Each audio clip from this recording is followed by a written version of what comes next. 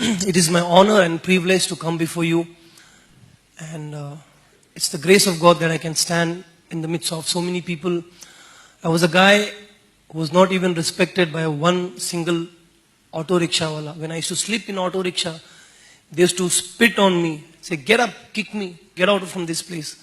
It is only the grace of God that I can stand in front of all of you and speak. Before I start my story, I want to ask a question. How many of you know your name? How many of you know your date of birth? How many of you know the place where you were born? How many of you know your father's or your mother's name? Well, you must be wondering, why am I asking such a simple question? Because I don't even know where I was born. I don't even know my father's name. I don't even know my mother's name.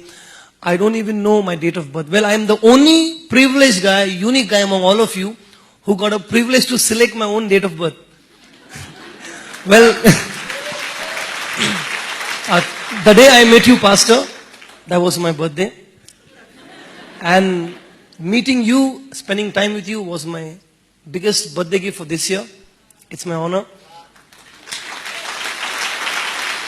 I don't remember everything about my childhood. All I could remember as a 3-year-old boy with 2 elder sisters and my mother with an alcoholic father who would drink, come home, beat my sister each and every day.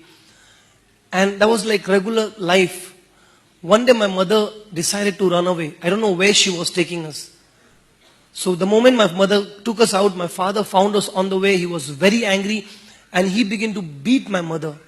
And finally, he killed my mother. As a 3-year-old boy, I don't think anyone would be happy to see that. I still feel very pain when I share about this. 2 of my elder sisters got scared. One was like 9, another would have been around the age of 7. So both of them grabbed me and they brought me to Mumbai. The day I came to Mumbai, I lost both of my sisters in the crowd. That was the second shock or second incident that happened in my life. I was picked up by a lady constable and taken to a government home. From the age of 3 till the age of 7, I was in a different government home, and I was transferred in 4 different places.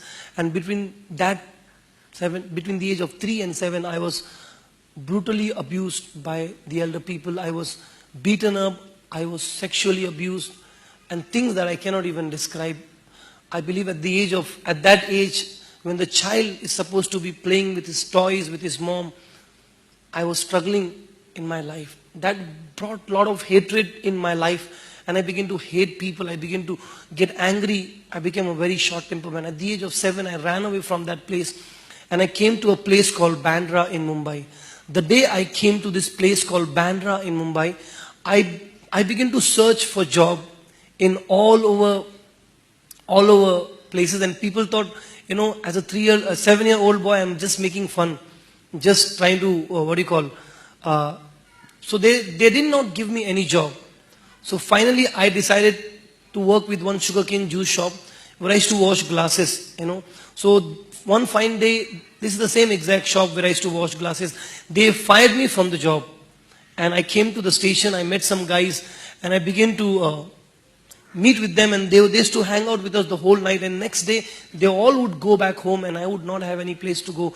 So I was compelled by the situation around me. I was forced by the circumstance around me to do the things which I wouldn't want anybody to do. I began to beg at traffic signal. I used to have one t-shirt and one pant. I used to take off my t-shirt, sweep the train, and beg in the train. That became my life. Many a time, I'm not exaggerating at all, many a time I would not even get one single meal a day.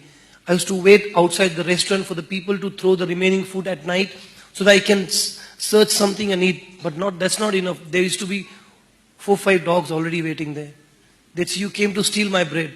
I used to fight with dogs and grab food from dogs' mouth and have it. Well, let me ask one more question. How often do you take bath? Someone said once in a month here. Well, I used to take bath once in a 6 month, sometime once in a 8 month. How often do you change your dress?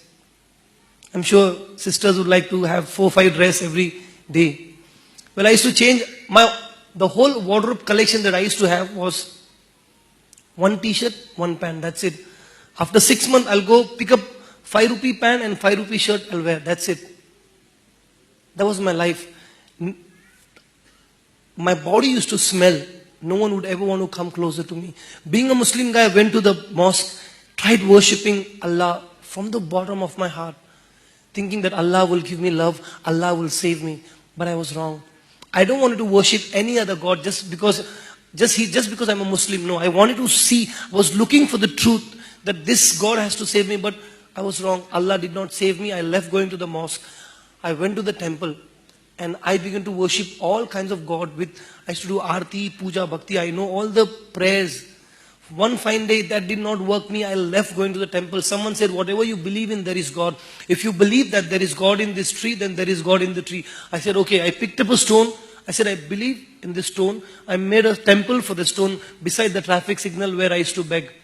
And I began to worship that stone every day, thinking something will happen, put flour and everything. Hardly I used to have money to eat. Somehow I used to buy the flour and put for that stone. Nothing used to happen. One day I just kicked the temple. I said, there's no God. I was broken. I was hurt. Because the only hope, the only ummeed that I had in my life was God. Now I stand at a conclusion saying, there is no God.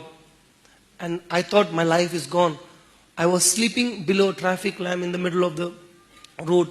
You know, the signal that I used to beg below a traffic lamp is the exact traffic signal that I used to beg. And this is the exact spot where I found Jesus, when I found God in my life. I was sleeping there. I just looked up in the sky. That night I said, God, I said, "Eh Khuda, agar tu sach mein hai zinda, mujhe yahan se bacha." I said, God, if you're really alive, save me from this place. That's it. Save me. And I did not call to any God. I believe if there was any real God, He would have answered my prayer. Hallelujah. Because Jesus is the only God who's true, who is living God. There was a man named Matthew K. Daniel who passed out from SAVC, Southern Asia Bible College. He was passing through the train. He was sitting at the window. He saw me and Jesus Christ spoke to him and said, with an audible voice, he said, do you see that boy? I was begging at the railway platform and said, do you see that boy? He said, he's my son. You go and help him. He doesn't have a family. You know, I believe it was my divine appointment with God. I believe for many of you all, today might be your divine appointment with God. I don't know what situation you might be in, but God will talk to you in a different way. So he came next day and he picked me up from that place. He took me to a place called Bombay Teen Challenge.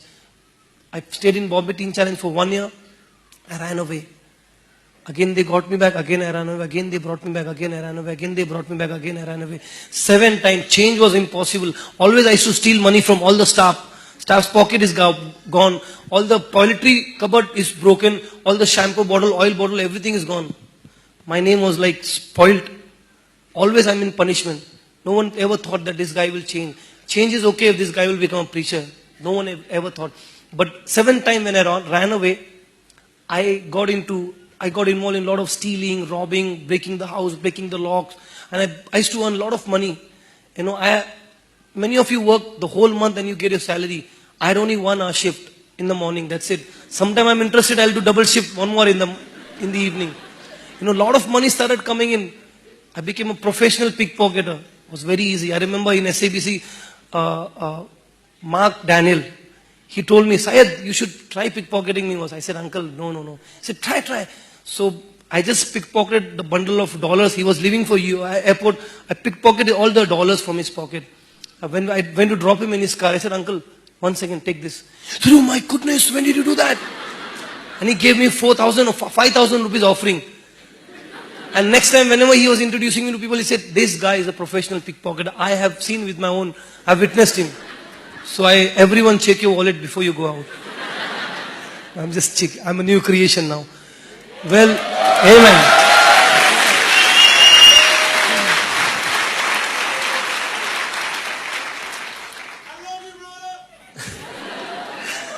Well, there were a lot of cases on me. I used to carry 4 blades in my mouth to fight with people. I was never afraid of anyone. Someone even tried killing me. I have a lot of scars on my body all over. Some of my friends say, you don't have second hand body, third and you have fourth, fifth hand body. Because all my body have a lot of scars. But God protected me every time when someone tried killing me. Because one day God knew that he was going to use me. Well, I got caught. I went to, many a time what used to happen, I used to give bribe to police. A lot of money, so I give bribe, and after some time I'll pickpocket that money from them also. You cannot imagine how naughty I was. Well, I was sentenced in prison for 3 years. I came out of prison. I got one more chance to go back to Bombay Teen Challenge. 7 is a number of complete. So I ran away 7 times. And 7 times I completed my everything and then came back to Bombay Teen Challenge in the year 2003. In the year 2004, something marvelous, something amazing, something spectacular happened in my life that changed the course of my history, that changed my life forever and ever. The greatest miracle on this earth took place in my life, the miracle of transformation. I gave my life to Christ. I received Jesus as my personal savior in the year 2004. That just changed my life forever. 2004, I gave my life to Christ. How many of you can understand my English? If you can understand my English, say hallelujah. Hallelujah. If you're happy, say hallelujah. Hallelujah. If you're sleeping, say hallelujah. Well, 2004, I gave my life to Christ. 2005, well, I've never studied in any English medium school. Never, ever. First, second, third, fourth, fifth, sixth, seventh, eighth, ninth, never. My English was very funny. If I want water, I say, excuse me, brother, water come please. Excuse me, brother, salt come please. Went to a teacher, say, what is the meaning of nature? She said, what? She didn't find the meaning. She said, get out of my class, teacher. She said, what is the spelling of nature? I said, N-A-T-U-R-E. That's nature. Teacher said, get out of my class. Teacher, I said, teacher, please forgive me. It is the question of my future. That's future. Well, God really taught me how to read. I learned to read English. I used to read Hindi Bible and English Bible. I'll read the same chapter in English, same chapter in Hindi. God taught me. 2004, I gave my life to Christ. 2005, I completed my 10th standard without going to any English medium school. 2007, I finished my 12th standard. 2010, I graduated from Southern Asia Bible College right here in Bangalore. My life is filled with gratitude for God and for the people of God. I began to learn guitar. I always had a desire. And I remember in 2004, even before coming to SABC 10 years back, Pastor Johnson Burgess came to Bombay. And at the end of his message, he said, how many of you want to give your life to Christ? Come, I want to pray. And Pastor came and laid his heavy hand filled with anointing, and I received, and he prophesied over me. I see millions of people, thousands of people. God has been using you. I had no idea what was it. And that's exactly what I'm doing today. Hallelujah. God has taken this boy who never used to have 2 rupees in his pocket from Kashmir to Kanyakumari. You say Nagaland, Northeast, you say Kanyakumari, you say Andhra Pradesh, Karnataka, everywhere God is using me today. And I want to give God the glory for this. I began to learn guitar, I began to write songs. I had a desire. Hindustan Times came and took my interview when we were having one concert. He said, and they gave me a title, From a Street Boy to a Musician. God began to give me many songs. And last December, God enabled me to record and launch my first worship album. I remember when last December I was talking to a lot of prisoners in jail. And I said, when I was on the street, I had lots of friends. I began to mention their name. And someone from the crowd, he said,